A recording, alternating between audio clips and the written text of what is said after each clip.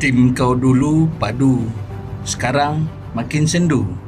Mungkin ada sesuatu yang kau terlepas pandang. Ramai leader ingat orang berhenti sebab duit. Kadang-kadang bukan. Orang hilang semangat bila usaha mereka tak dihargai. Mereka bagi idea, tak didengar. Mereka kerja lebih, dianggap biasa.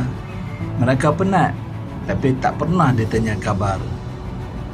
Lama-lama, mereka masih datang kerja, tapi hati mereka dah tak ada di situ. Badan ada, minda ada, tapi semangat dah hilang. Hakikatnya, ramai orang tak tinggalkan kerja. Mereka tinggalkan leader.